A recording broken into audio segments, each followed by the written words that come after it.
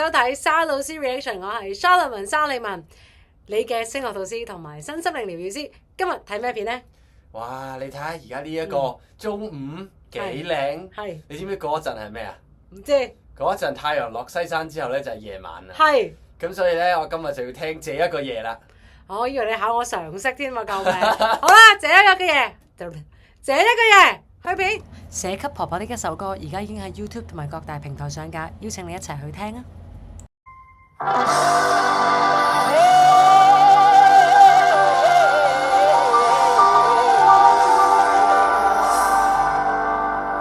這一個夜，有一個人坐於窄巷，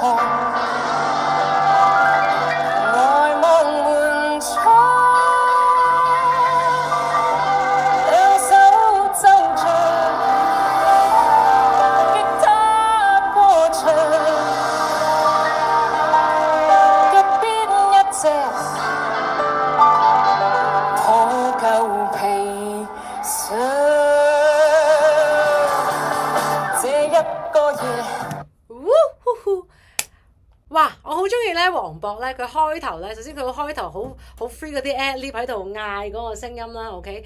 而且咧，我想成日都話睇一個歌手咧，佢唱歌咧，其實佢自唔自然流露啊，即係譬如如果佢嗌到好似好特登咁樣。就唔係咁好睇噶嘛，但係而家我覺得黃渤咧，佢嗌得好自然啦，同埋咧就係佢頭先開頭佢唱開頭嗰一段個 verse 嘅時候咧，其實好似有啲 free flow 啊，有啲係即係佢個歌詞咧，其實係我會話個 phrasing 咧係任佢擺嘅啫，任佢擺，至於佢 within 呢一個拍子入邊咧，基本上係任佢心口點樣，這一個夜定係這一個夜。咁呢個咧其實係好體會到個歌手對嗰個歌詞嘅表達嘅，而我覺得頭先黃渤咧係佢好 enjoy 這一個夜，即係今晚有一個人，即係佢好 enjoy 嗰個嘅唱 first 嗰段時間，同埋你會睇到咧佢好 take her time 啊，即係呢啲時候咧，佢任佢唱嘅時候，如果你唔 take her time，有啲驚地好緊張，一個夜，你個心會其實唔夠淡定啦，你係做唔到嗰種。這一個夜，有一個人好 take your time to sing it enjoy， 係好正好睇嘅。OK， 繼續。那一個人眼眶裡面曾着回聲。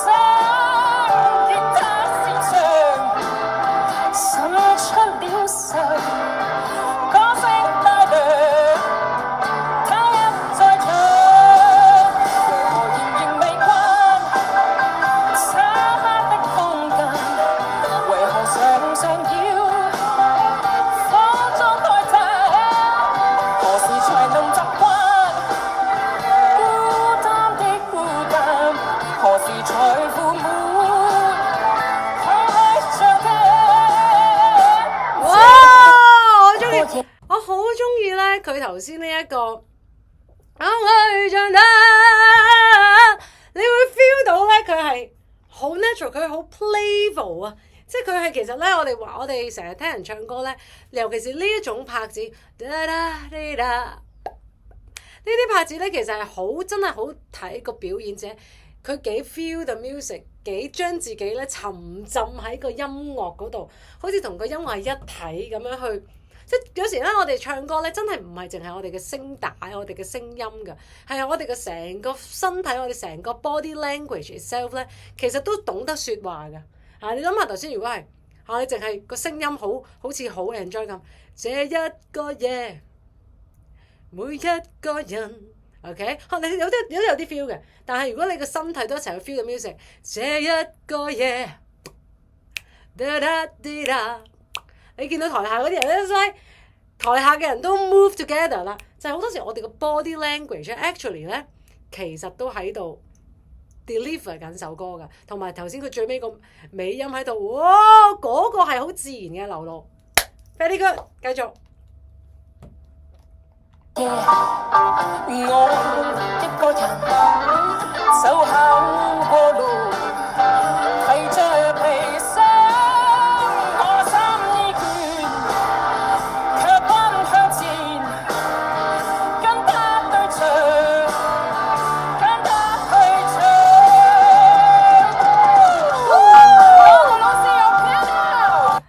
你會睇到啊，即係咧呢一個嘅黃渤一嚟嗰首歌咧，其實係佢個狀態啊。佢其實呢首歌，我覺得佢個狀態，即係一首真係唱歌咧。有時候你唔係淨係睇你嗰啲音到唔到啊咩？其實咧去到你嘅音準已經有一定程度 very good 之外咧，其實就係睇一個歌手你唱唔唱到嗰首歌嘅生命，嗰首歌嘅 vibe 係咪啊？嗰個歌手個狀態同首歌係咪大家同頻共振咧？即係我會講嘅就係嘛，哇！即係佢嗌嗰下咧，其實都已經係佢已經同首歌係哇融為一體啊！係啊，即係佢個狀態係好 match 首歌啊！嚇，即係我覺得呢個係當你個狀態同首歌個能量好 match 嘅時候，你啲嘢出嚟就好自然㗎啦。係因為如果頭先係好拘緊嘅。好拘緊嘅，這一個夜啊，你好拘緊咁飄緊飄，每一個人用得就好，我心已倦，可能你啲 beat 都啱晒嘅，但係個 vibe 唔係嗰件事咯，得唔得？咁所以有時候就 it's much more than 你音準啊、感情表達，係你個 body language，你嗰個嘅歌手個狀態同成首歌係咪一齊同步咧？好欣賞 ，very good， 繼續。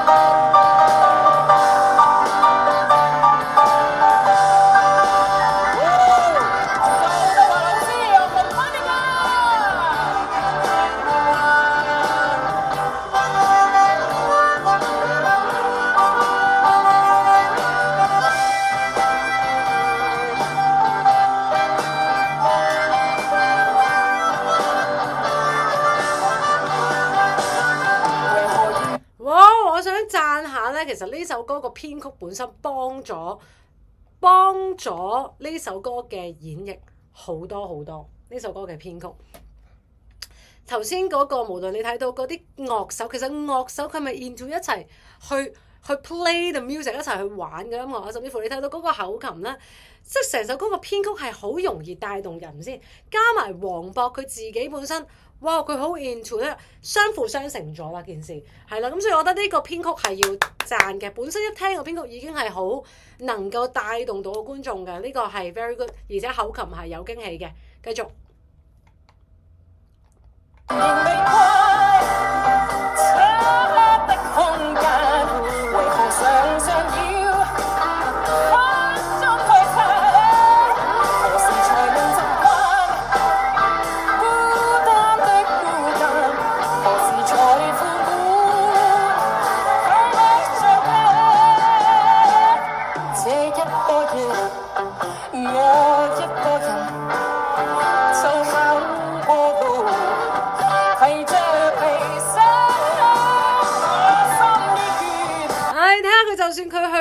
佢嗰啲高音睇着皮紗，佢好打開嘅嗰個狀態，唔係好高音到咗睇着皮紗，你高音都到咗，但係成個狀態睇着皮紗，成個身體都唱緊歌。OK， 繼續正。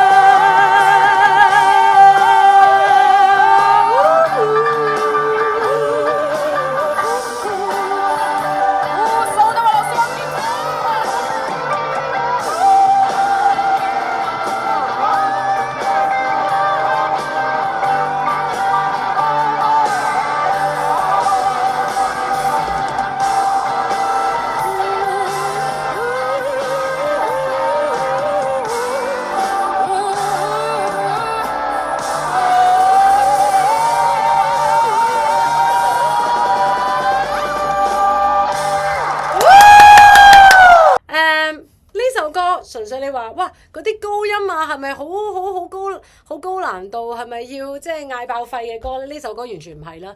但係呢首歌咧，佢亦都係一首好用本身嗰首歌個音樂感去 move the audience， 去帶動觀眾嘅一首歌。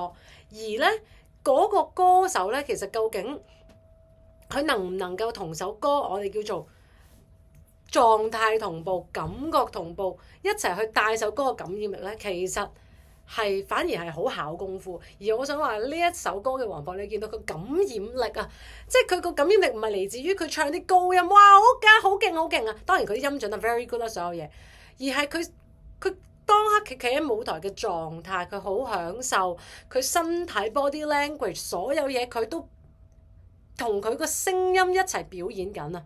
咁所以咧。即係我覺得，即係呢一個嘅即係嗰一日咧嚇，佢嗰一日嘅嗰個嘅我叫做表演啦，嗰個嘅一個表演咧，其實係一個表演嚟㗎。咁而同時間咧，即係已經有少少，我覺得係唔係好 typical 所謂歌唱比賽嘅一個嘅 song choice 就會話，但係佢嗰個表現係好帶動到，好 move 到，加埋個編曲嘅音樂感係 very good 㗎。咁所以我覺得係。不過嗰日係林子祥之夜，係啦，咁所以未必係首歌都係啦，係嗰啲個比賽歌咁樣樣，係啦，咁所以我自己會覺得我係好欣賞添。即係你問我，其實我係咪好 enjoy 下，即係一定要唱比賽歌？其實我更加 enjoy 去睇個歌手，其實佢點 enjoy 個舞台，佢點樣玩個音樂。咁呢個都係我哋唱歌嘅初衷嘅時候。有時我成日都覺得點解唱歌要搞到大家咁戰戰兢兢啫？即係呢個係咪先？我都覺。係嘛？我都覺得可能越嚟越多歌唱比賽咧，令到大家個方向就係變咗做我要就係去聽呢啲啦。係啊，即係嗰個初心，唱歌係開心 enjoy 呢件事。好似我哋可以試下用另一個角度去睇。係啊，即係我覺得其實唱咩歌其實最緊要係自己樂在其中。你唱啲慘情歌，你都可以係 into 嗰個歌咯。因為即係我有明嘅，有時候真係啲歌唱比賽係咪先？下邊咁多人望住你，你邊個位唔好就扣你分，即係嗰個心理壓力確實係可以理解嘅。同時間我自己覺得喺一個比賽入邊可以見到黃渤呢個狀態，我係非常之欣賞。同埋好犀利嘅就係，因為之前我哋聽佢其他歌咧，你會見到佢嗰個head voice 咧好犀利嘅，但係今次佢呢一首歌咧可以唱得好。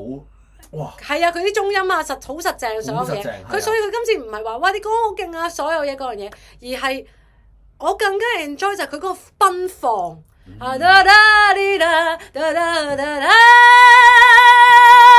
佢玩同埋奔放。我作為觀眾就一睇，哇！我後邊一齊唱啦，係咪先？滿分。好啊！我又有問題問沙老師。啱啱咧聽到咁多即係表演者要表演嘅時候，佢嘅心態啊、狀態啊、技巧啊，如果我想學識呢啲，應該點樣去揾你咧，沙老師？世界嘅角落就會揾到，唔係講笑啫。可以喺 IG、Instagram inbox Academy Hong Kong。係啦，我哋下次再見，好唔好？下次再見啊！好，我係沙利文，拜拜。